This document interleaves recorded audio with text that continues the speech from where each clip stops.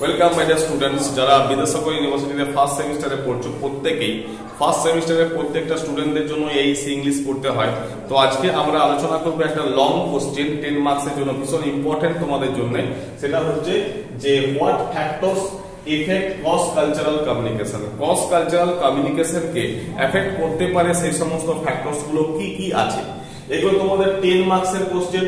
Cross cultural communication মানেই বুঝতে পারছো যে যেখানে একটা অন্য সংস্কৃতির মানুষের সাথে আর একটা অন্য কোনো সংস্কৃতির মানুষের যে কমিউনিকেশনটা হয়, অর্থাৎ দুটো আলাদা বা ভিন্ন সাংস্কৃতিক জগতের মানুষের মধ্যে যে কমিউনিকেশন, অর্থাৎ একজন বাঙালি একজন তামিল, দুজনের সংস্কৃতি কালচার সমস্ত কিছুই আলাদা, ভাষা পর্যন্ত আলাদা।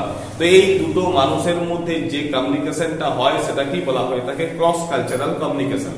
এখন দেখো এই ক্রস কালচারাল কমিউনিকেশনকে এফেক্ট করতে পারে কোন কোন জিনিসগুলো, সেটা হচ্ছে কি ল্যাঙ্গুয়েজ, অর্থাৎ যদি ভাষা যদি তোমার কাছে ক্লিয়ার না হয়ে থাকে, অর্থাৎ আমার ভাষাটা একজন তামিল বন্ধু যদি বুঝতে না পারে বা সেই বন্ধুর কথা যদি আমি বুঝতে না পারি, তাহলে কিন্তু সেখানে কমিউনিকেশনটা হবে না। অর্থাৎ এই ল্যাঙ্গুয়েজ কিন্তু একটা ব্যারিয়ার হিসাবে কাজ করছে বা এটা এফেক্ট করতে পারে। নেক্সট হচ্ছে কালচারাল নর্মস, অর্থাৎ কি না সাংস্কৃতিকগত দিক থেকে বিভিন্ন পদ্ধতি প্রথা রিচুয়াল এগুলো আছে, যেটা হয়তো আমাদের আছে কিন্তু সাউথ ইন্ডিয়ার মানুষের মধ্যে সেই সংস্কৃতি নেই, ওদের সংস্কৃতি আবার আলাদা, সেটা হয়তো আমাদের কাছে অপরিচিত। তো এইগুলো কি করে না, এইগুলো কিন্তু আমাদের এই যে কমিউনিকেশন সেই কমিউনিকেশনের ক্ষেত্রে একটা গ্যাপ বা বাধা তৈরি করতে পারে।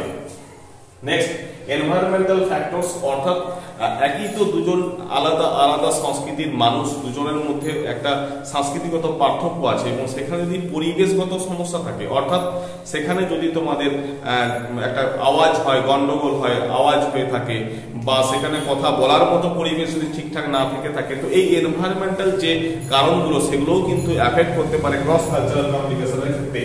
তো মাই ডিয়ার স্টুডেন্ট, এইসি ইংলিশের সমস্ত নোটস 2 মার্কস 5 মার্কস এবং 10 মার্কসের জন্য তোমাদের প্রয়োজন হলে তোমরা আমার সাথে কন্ট্যাক্ট করতে পারো, পুরো নোটস তোমরা পেয়ে যাবে।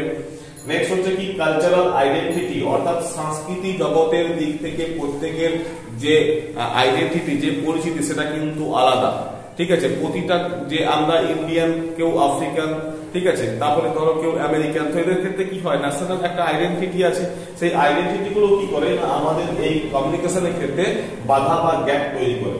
নেক্সট হচ্ছে এজ, অর্থাৎ একজন আমাদের স্টেটের একটা বাচ্চার সাথে একটা যদি আমার উড়িষ্যার কোনো বয়স্ক মানুষের কথাবার্তা হয়ে থাকে, তাহলে সেক্ষেত্রে বাচ্চার সাথে বয়স্ক মানুষের যে ল্যাঙ্গুয়েজ, এই ল্যাঙ্গুয়েজগত বা বয়সগত একটা ফারাক, দুজনের মেন্টালিটি চিন্তা ভাবনা সম্পূর্ণভাবে আলাদা। তো এইগুলো কি করে, এগুলো কিন্তু আমাদের এই যে দুটো ভিন্ন সংস্কৃতির বা দুটো ভিন্ন কালচারাল মানুষের সাথে যে কমিউনিকেশন, এই কমিউনিকেশনের ক্ষেত্রে কিন্তু একটা সমস্যা তৈরি করতে পারে। তো নেক্সট দেখো মাই ডিয়ার স্টুডেন্ট, টেকনোলজি, অর্থাৎ এই টেকনোলজিও কিন্তু আমাদের এই যে কমিউনিকেশন, এই কমিউনিকেশনের ক্ষেত্রে অনেকটা সুবিধা করে দিয়েছে। আবার এই ক্রস কালচারাল কমিউনিকেশনটাকে ঠিকঠাক করে আমার চালিয়ে যাওয়ার জন্য যে এফেক্ট, এটাও কিন্তু টেকনোলজি করতে পারে। তো মাই ডিয়ার স্টুডেন্ট, তোমাদেরকে এইরকম 8 থেকে 10টা পয়েন্ট তোমাদেরকে দিয়ে এই লং কোশ্চেনটা সেট আপ করতে হবে এবং এটা সাজিয়ে সুন্দরভাবে পরীক্ষার খাতায় লিখে রাখতে হবে। তোমাদের যদি আমি আগেই বললাম যে তোমাদের যদি নোটসের প্রয়োজন থাকে তাহলে তোমরা অতি অবশ্যই আমার সাথে কন্ট্যাক্ট করতে পারো, আমাকে হোয়াটসঅ্যাপ করতে পারো বা কল করতে পারো। আর তোমাদের যা যা ক্লাস লাগবে বা কোশ্চেন আনসার লাগবে সেটা আমার কমেন্ট করে জানিও, আমি তোমাদের পাশে থাকবো। ভিডিওটা ভালো লাগলে লাইক করো, সাবস্ক্রাইব করো, বন্ধুদের মধ্যে ছড়িয়ে দাও। Thank you.